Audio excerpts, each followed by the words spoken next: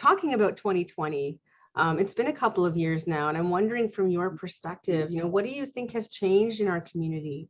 What are you noticing? And I'd say turn that spotlight internally, like as a leader, what's shifted for you since 2020 in the equity, inclusion, justice, anti-racist space? Yeah, I'm seeing how the language and verbiage is changing. The narrative is changing. I think a lot of people on the individual level are really reflecting on their own privilege, their own positionality, or even their own marginalization. I think people are being aware of how they intersect with society and have impact on society, which is great. I think that level of awareness is a great first step to recognize how you impact and how you contribute to the world that you live in.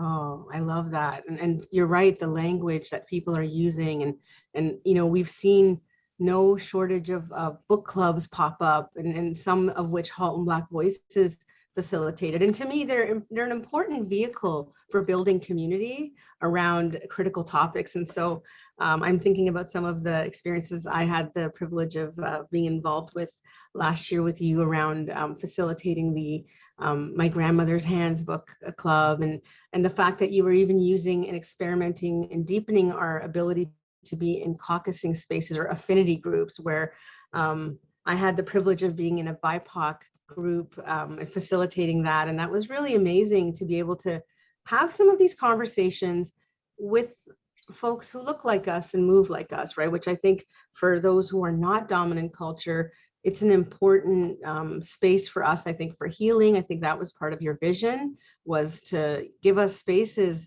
to hear each other, to connect with each other. And I even like to say to deepen our own inquiry around our complicity with anti-Blackness, right? As someone who is in a brown body, a child of South Asian immigrants, and really understanding the ways, as someone in this body, there are ways I experience oppression, but there's also ways that I experience privilege, and to build community spaces to even grapple with that, because that's something a longing that I know I had, and through that work, it was really helpful to see that not only are we all in community seeking that now and signing up for that and really appreciating that is this leadership emerging. I saw the libraries were a part of that across Halton, and so really, I guess I'm kind of answering the question a little bit myself, but just seeing the choice that was finally available in our community to do this work in different ways, right? Whether it's,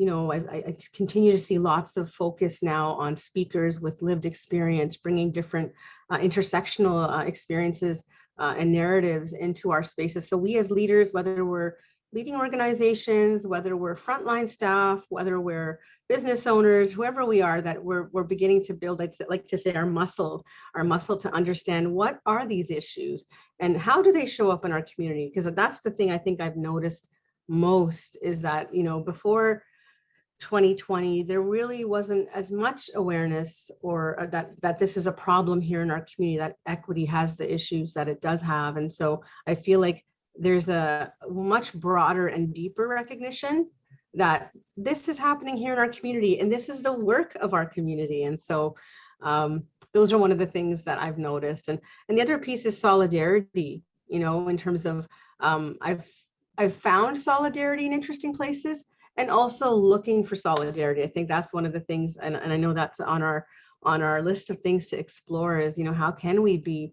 in deeper solidarity? And when you hear that, what comes up for you, Gennile?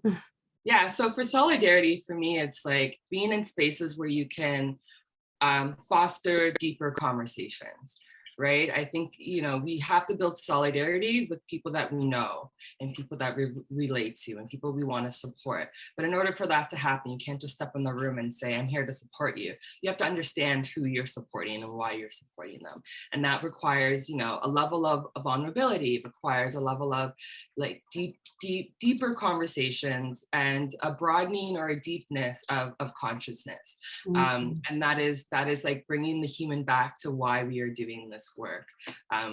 And it's about spirit too, right? And that is where solidarity comes from, is the connectedness with spirit and your community.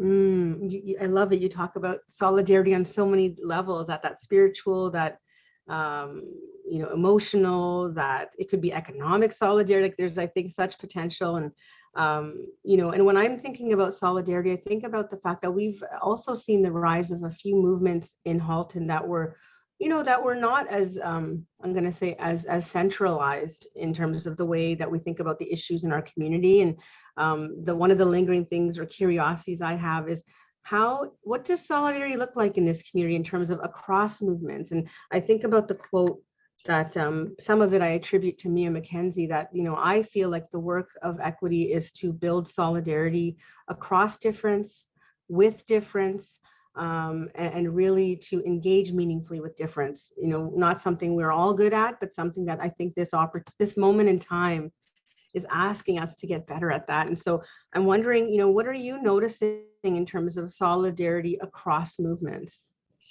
People are pouring out resources in ways that we haven't seen before. So everyone understands like what they can contribute, and they are contributing that, whether it's through time, whether it's through finances.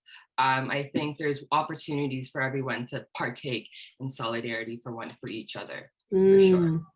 I feel like you have done, like Halton Black Voices has formed some really interesting partnerships. And I think about some of the work, and maybe you can tell us more about that, like Conservation Halton. I've seen some partnerships there, or some really fantastic initiatives. So from your perspective, what's happening, or what is Halton Black Voices touching right now that our viewers should know about?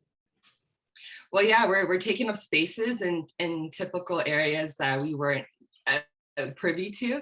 So we make sure that like we're reconnecting with nature. And what does that look like? We're holding hikes for Black families and Black youth out in Conservation Halton, which is a great partnership that we've developed over the years. We're bringing students in to do anti-racism programming. So, allowing non-Black students, giving them the tools to how to advocate and support their Black friends, right? Because they understand that relationship, that connection with them is very important. And then we're also building collective power among the Black community within Halton. I think, a lot of us live in such isolation, and at this point, it's time to bring everyone sort of together, because we do have common ground, we do have similarities, and there's ways that we can support and love each other. So I think gathering in spaces that typically we weren't invited to or felt comfortable in, that is part of the resistance. We are taking up space in spaces that, we weren't necessarily always invited to be part of.